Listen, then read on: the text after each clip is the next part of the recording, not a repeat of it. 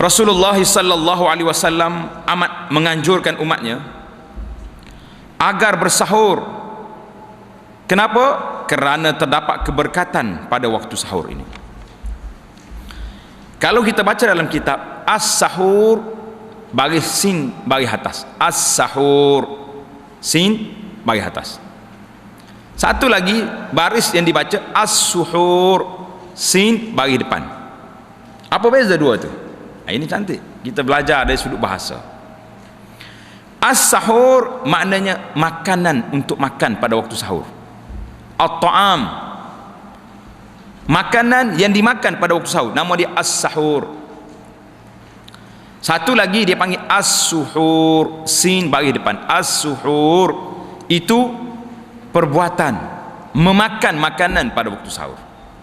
Jadi sama ada kita sahur ataupun suhur, dua-duanya kerjanya waktu sahur belaka, makan pada waktu itu.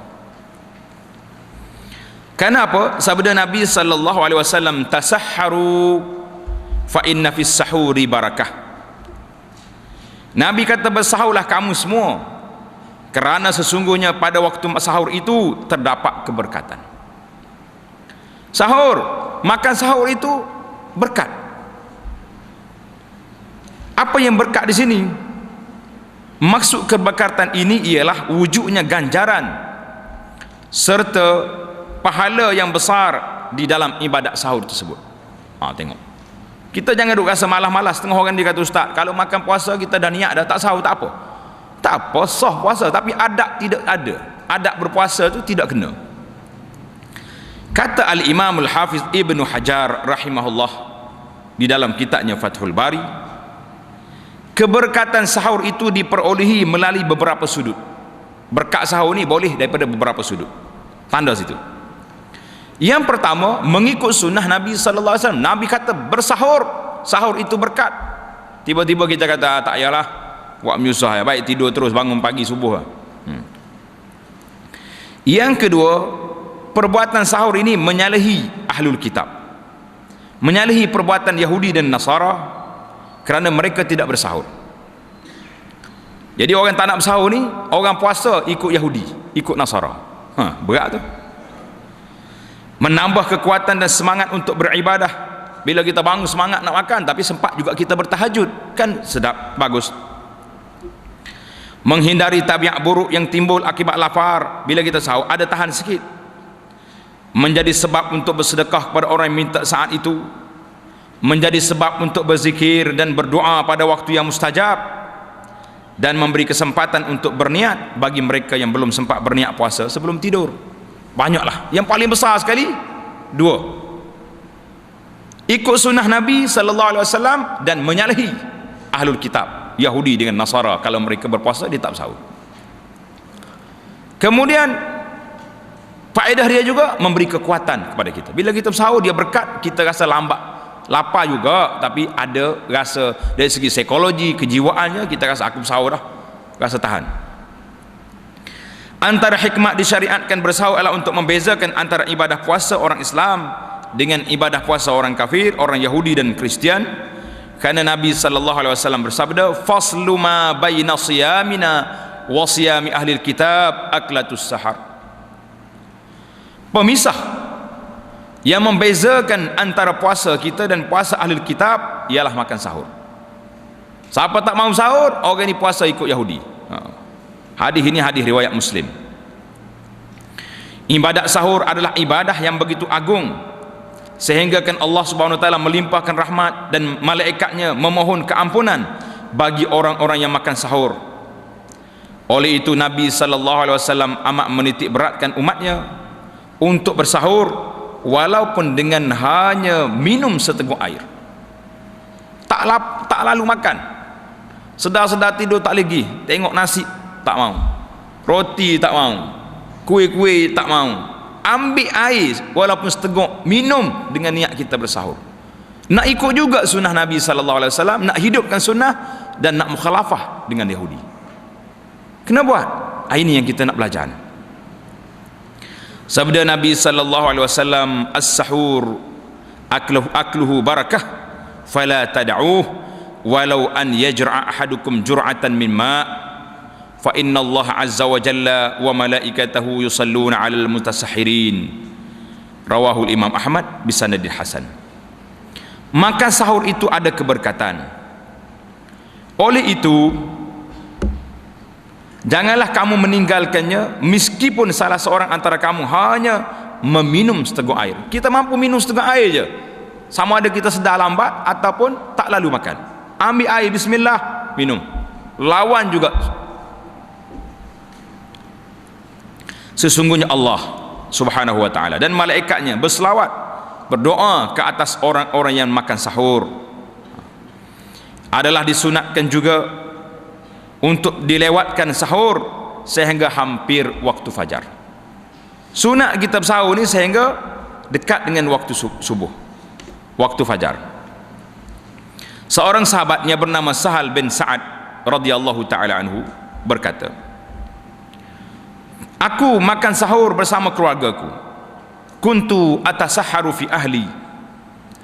Kemudian aku tergesa-gesa untuk mendapatkan sujud bersama Rasulullah sallallahu alaihi wasallam.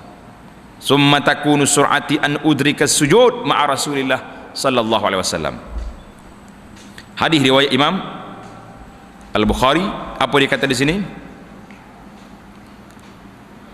Berkata Al-Qadhi Iyad rahimahullah, tujuan Sahal terburu-buru makan sahur adalah karena waktunya sangat dekat dengan terbitnya fajar. Mana dia makan sahur itu cepat. Karena apa? Karena dekat dengan nak subuh dah dia makan sahur itu, dekat dengan fajar, maka dia makan cepat, segera. Waktu yang baik, tengok ni, waktu yang terbaik untuk kita makan sahur ni setakat mana waktu dia? Ada setengah orang tu awal sangat, ada setengah tu lewat sangat. Kita ambil mizan ukuran kita, tengok apa yang dibuat oleh Nabi sallallahu alaihi wasallam. Waktu yang terbaik untuk makan sahur ialah lebih kurang sama dengan kadar waktu seorang membaca 50 ayat Al-Quran. Jadi Zaid bin Thabit radhiyallahu ta'ala anhu, dia cerita, kami bersahur bersama dengan Nabi sallallahu alaihi wasallam. Tasahharna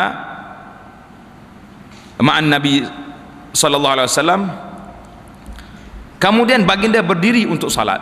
Sudah bersahur, Nabi kita bangun nak sembahyang. Sahabat bertanya,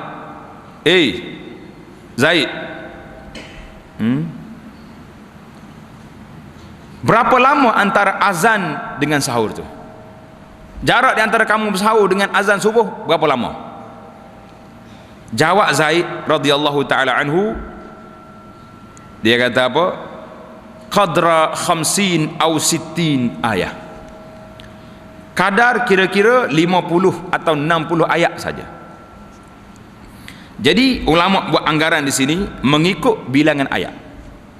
Sebab apa?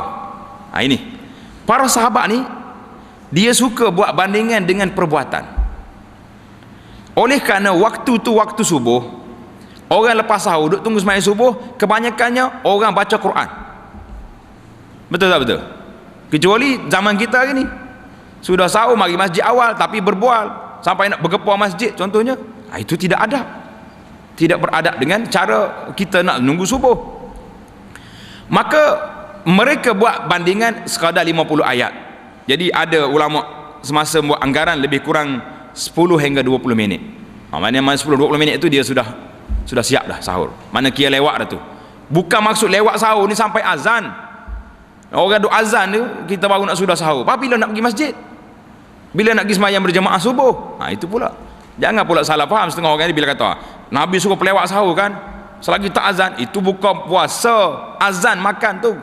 Jadi kita sahur ni berhenti bila azan, itu dia panggil sudah kira luar kira-kira, sebab kita nak sembahyang berjemaah. Jadi para sahabat ni dia suka takdirkan benda mengikut keadaan. Waktu tu waktu subuh, orang duk baca Quran sebab nak tunggu subuh, maka anggarannya 50 ayat. Ada kalanya contohnya orang tu ke bumi jenazah. Berapa lama kamu duduk atas kubur lepas ke bumi jenazah? Sekadar sembelih seekor unta. Oh, minit sembelih seekor unta, setengah jam, 1 jam, itu je dia duduk, dia berdoa kepada orang mati. Dia tak tunggu kubur macam setengah orang kita ni tunggu 7 hari 7 malam. Itu tak ada lah. Jadi itu cerita dia.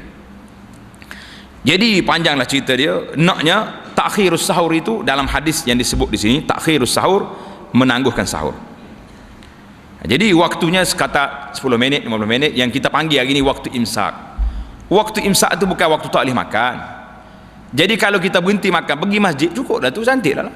Sampai masjid orang azan sembahyang sunat fajar, kemudian iqamat. Tama-tama masjid, uruf masjid di tempat kita kebanyakannya salat subuh cepat. Jadi panjang sini cerita. Habislah kita bab sahur. Di antara hikmah mentakhirkan sahur adalah sekiranya orang itu bangun awal untuk sahur. Kalau dia bangun awal, tentu sekali setelah selesai sahur dia akan tidur balik. Bila tidur balik, ada harapan tak sembahyang subuh berjamaah. Silat-silat subuh pun terlepas. Itu satu. Yang kedua, mengakhirkan sahur juga boleh membuatkan kekuatan tubuh. Kuat kita ni sebab baru makan. Jadi sekurang-kurangnya 3-4 jam tu, ulama kesihatan kata kalau kita makan makanan yang serat, dia panggil ni, yang lambat ni, dia boleh bertahan dalam usus kita dan bergerak situ sampai 8 jam dia boleh buat. 8 jam boleh bergerak. Mana ada je benda lah tu. Perut kita tidak kata berhenti sangat untuk orang bekerja.